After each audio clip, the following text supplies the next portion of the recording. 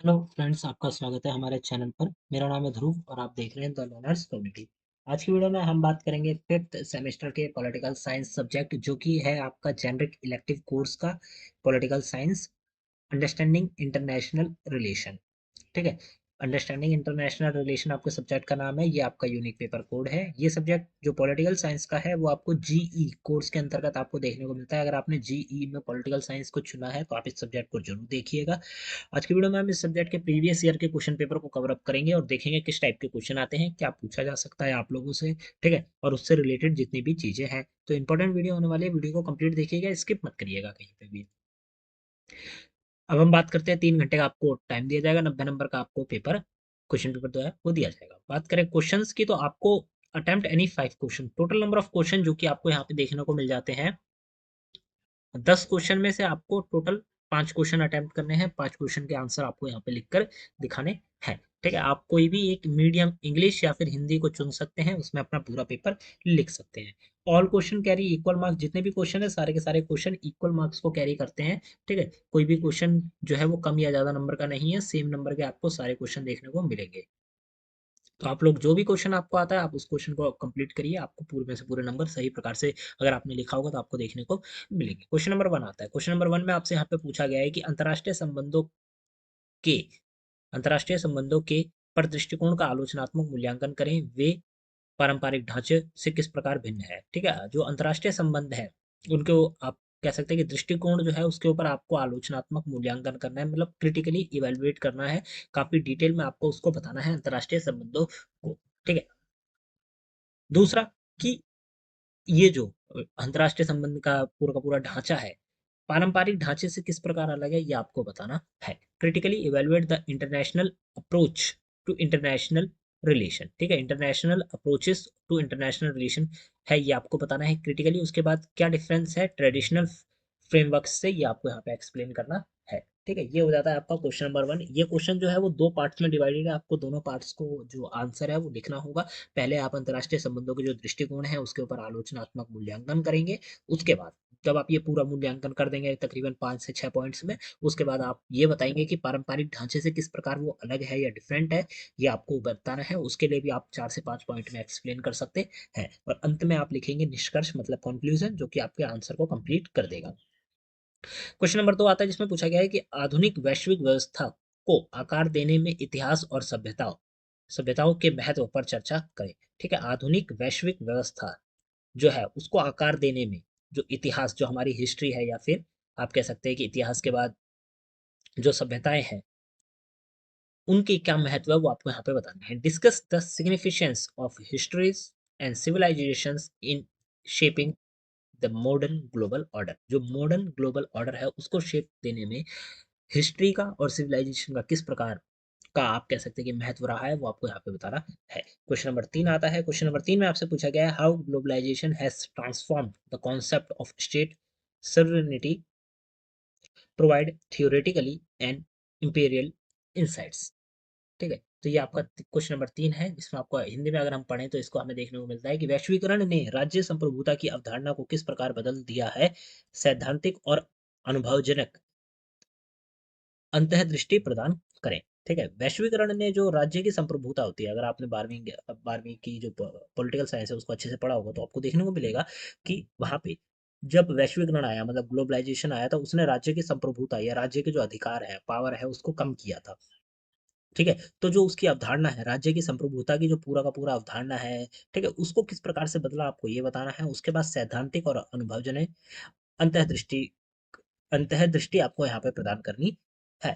ठीक है, तो ये आपका क्वेश्चन 2 पार्ट्स में डिवाइडेड हो जाता है। पहले आप ये बताएंगे कि भाई किस प्रकार से जो अवधारणा है उसको बदला है, और उसके बाद सैद्धांतिक और अनुभवजन जो है अंतर्दृष्टि आपको यहाँ पे प्रदान करनी है। जो हो जाता है आपका क्वेश्चन नंबर 3। क्वेश्चन नंबर 4 आता है, what is nation and nationalisation, how does it impact global politics. राष्ट्र और राष्ट्रवाद क्या है, एक वैश्विक राजनीति को किस प्रकार से प्रभावित करता है, ये आपको बता रहा है। सबसे पहले आप क्वेश्चन को 2 भागों में डिवाइडेड करते हैं। पहले आप बताएंगे कि राष्ट्र का क्या मतलब है, फिर आप बताएंगे राष्ट्रवाद का क्या मतलब है। ठीक है, तो आप इन दोनों को अच्छे से पॉइंट में डिफाइन करेंगे। जब आप इनको एक्सप्लेन कर देंगे उसके बाद आप अगले पॉइंट में बढ़ेंगे, वो है वैश्विक राजनीति को ये दोनों चीजें किस प्रकार से प्रभावित करती हैं, ये आपको यहाँ पे बताना है। ठीक है, राष्ट्रवाद क्या है? राष्ट्रवाद एक प्रकार की भावना है जिसमें हम ये मानते हैं कि हमारा जो राष्ट्र है वो सबसे सर्वोपरि है, ठीक है? सबसे ऊपर है, बाकी सारे राष्ट्र हमारे राष्ट्र से नीचे हैं, तो ये राष्ट्रवाद की जो भावना है ये हम मानते हैं, ठीक है? तो ये सारी चीज़ें आपको यहाँ पे बतानी है। राष्ट्र एक प्रकार से देश हो गया, ठीक है? उसके बारे में ये सारे पॉइंट आते हैं, तो ये आपको बताना है। और ये दोनों चीज़ें किस प्रकार से वैश्विक राजनीति को प्रभावित करती है, ये भी आपको यहाँ पे बताना है। क्वेश्चन नंबर 5 आता है कि वैश्विक असमानताओं को कायम रखने में आर्थिक असमानताओं की भूमिका पर चर्चा करें, ठीक है? वैश्विक असमानताओं को कायम रखने के लिए भाई जो आर्थिक असमानताएं हैं ना उनकी क्या भूमिका, वो क्या काम कर रही है, वो अपना रोल प्ले किस प्रकार से कर रही है, ये आपको बताना है। और आपको यहाँ पे जो क्वेश्चन है उसका आंसर लिखा जाएगा। क्वेश्चन नंबर 6 आता है जिसमें आपसे पूछा गया है कि विभेदित जिम्मेदारियों के आलोक में वैश्विक पर्यावरणीय समानता प्राप्त करने की चुनौतियों का आकलन करें। क्या है कि विभेदित जिम्मेदारियों के आकलन में वैश्विक पर्यावरणीय समानता प्राप्त कर रहा है। आपको वैश्विक पर्यावरणीय समानता को प्राप्त करने में जो चुनौतियां सामने आती है, जो आप कह सकते हैं कि चैलेंजेस आपको देखने को मिलते हैं, वो आपको यहाँ पे बताना है, ठीक है? ये हो जाता है आपको क्वेश्चन नंबर 6। क्वेश्चन नंबर 7 आता है जिसमें पूछा गया है कि 21वीं सदी में संघर्ष की प्रकृति पर तकनीकी प्रगति के प्रभाव का मूल्यांकन करें। 21वीं सदी में जो संघर्ष की प्रकृति है, ठीक है, उसके ऊपर तकनीकी प्रकृति तकनीकी प्रगति के प्रभाव आपको यहाँ पे बताने हैं। ये आपको इसका मूल्यांकन करना, मूल्यांकन का मतलब एक प्रकार से आपको उसको डिफाइन ही करना है काफी अच्छे एक्सप्लेन वर्जन में, ठीक है? ये हो जाता है आपका क्वेश्चन नंबर 7। अब हम अगले क्वेश्चन की तरफ से क्वेश्चन नंबर 8 की तरफ चलते हैं। तो यहाँ पे आपसे पूछा गया है सांस्कृतिक हिंसा की अवधारणा और वैश्विक शांति निर्माण प्रयास के लिए इसके निहित की व्याख्या करें, ठीक है? सांस्कृतिक हिंसा की अवधारणा जो है और वैश्विक शांति निर्माण के जो प्रयास है, इन को प्राप्त, आप कह सकते हैं कि इन प्रयासों के लिए जो निहित व्याख्या है वो आपको करनी है, ठीक है? कौन कौन सी चीजें की जाती है वो आपको बतानी है। क्या? Explain the concept of cultural violation, cultural violence and it's implications for global peace building efforts, ठीक है? जब हम वैश्विक शांति निर्माण करते हैं, ठीक है, तो इसके लिए कौन कौन से इंप्लीकेशन सामने आते हैं कल्चरल वायलेशंस के, वो आपको यहाँ पे बतानी है, उसके कॉन्सेप्ट को यहाँ पे एक्सप्लेन करना है।